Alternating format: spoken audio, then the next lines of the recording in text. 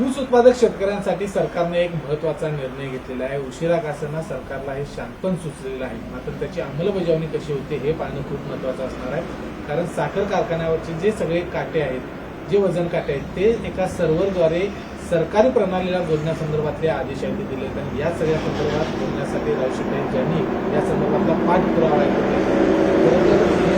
आपल्या पाठपुराव्याला यश म्हणावं लागेल.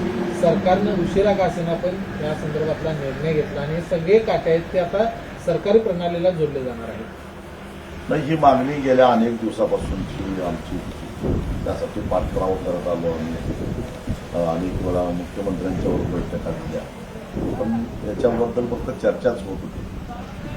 सुदैवानं साखर आयुक्त डॉक्टर कोलते यांनी पुढाकार घेतला आणि त्यांनी आता वैद्य मापनशास्त्र विभागाला कळवलेलं आहे की या संदर्भात काही उपाययोजना करा. त्याचं कारण असं आहे, केवळ डिजिटल काटे करून प्रश्न सुटत नाही, कारण डिजिटल काट्यामध्ये सुद्धा छेडछाड केली जाते आणि त्याच्यामध्ये टेम्परिंग केलं जातं आणि म्हणून एखाद्या साखर कारखान्याने त्याच्या डिजिटल काट्यामध्ये काही टेम्परिंग केलं काय, छेडछाड केली काय, हे जर याच्यावर लक्ष ठेवायचं असेल तर हे महाराष्ट्रातले सगळेच्या सगळे जवळपास 200 साखर कारखाने 200 वजन काटे हे एका सर्व्हरला जर करता तर त्याच्यावर नियंत्रण करणारा जो त्याचा त्याला लगेच कळेल. मुळात जसा आपण 7/12 ऑनलाईन केलेला आहे, त्याच्यामध्ये काही दुरुस्ती करायची असेल तर पासवर्ड घेतल्याशिवाय करता येत नाही. सक्षम अधिकाऱ्याकडून पासवर्ड घेतल्याशिवाय त्याला काही दुरुस्ती करता येत नाही. त्याच पद्धतीनं एका सर्व्हरनं जर का महाराष्ट्रातली सगळे वजन काढले तर त्याच्यामध्ये टेम्परिंग करायला मर्यादा पडतात. छेडछाड करायला लागलं तर पासवर्ड घेतल्याशिवाय करता येणार नाही आणि मग पारदर्शकपणे सगळ्या वजन काट्यावर नियंत्रण ठेवता येईल आणि काटामारीवर आळा घालता येईल, ही आमची मागणी आहे. त्या संदर्भामध्ये त्याच्यामध्ये तोटा कोणाचा आहे, तर सरकारला काहीच करायचं नाही, काही गुंतवणूक करायची आहे, काही नाही. एका सर्व्हरनं हे सगळे जोडायचे आहे आणि काय अशक्य आहे. जर तुम्ही पृथ्वीवर बसून चंद्रावर सोडलेल्या यानाची दुरुस्ती करू शकता तर मग महाराष्ट्रामध्ये 200 साखर कारखाने आहेत, त्याच्या वजन काट्यावर नियंत्रण ठेवायला काय अडचण आहे. नाहीतरी आता ऑइल कंपन्यांनी आपली जे पेट्रोलचे आउटलेट आहे त्याच्यावर नियंत्रण अशाच पद्धतीने एका सर्व्हरचा वापर करून ठेवलेला आहे. मग साखर कारखान्यांच्या बाबतीत हा नियम का नाही, एवढंच आमचं म्हणणं आहे. तर आपण बघितलेलं आहे, आपण सगळ्यांनी बघितले गेल्या अनेक वर्षांपासून साखर कारखानदारांची जी एक नेमणूक आली आहे, तर हे सगळं होऊ देईल, याची अंमलबजावणी होऊ देईल असं वाटतंय का? ते सहजासहजी याला मान्यता देणार नाहीये.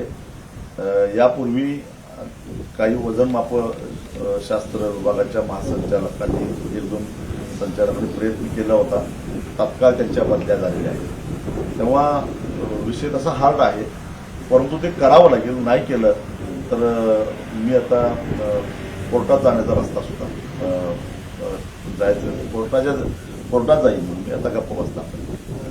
साखर आयुक्तांनी जे पत्र काढलेलं आहे त्या पत्रामध्ये आता सर्व्हर एकत्र जोडणे हे तर झालं, मात्र जर काही एका कारखान्याची सारखी या ठिकाणी तक्रारीत असेल तर स्वतंत्र त्याचा काटा उभा करावा, डिजिटल काटा, आणि ते आमदार खासदारांच्या फंडातून करावा असं म्हटलं. ती सुद्धा मागणी आमचीच आहे. समजा एखाद्या साखर कारखान्याच्या काट्याबद्दल वारंवार अशा प्रकारच्या जर का तक्रारी यायला लागल्या तर त्याला हे करण्यासाठी पर्याय म्हणून त्याच साखर कारखान्याच्या समोरच जिथं ऊसाची एंट्री होती त्या ठिकाणी सरकारनं सरकारी वजन काटा बसवावा. त्याला काहीतरी 50-60 लाख रुपये खर्च येतो.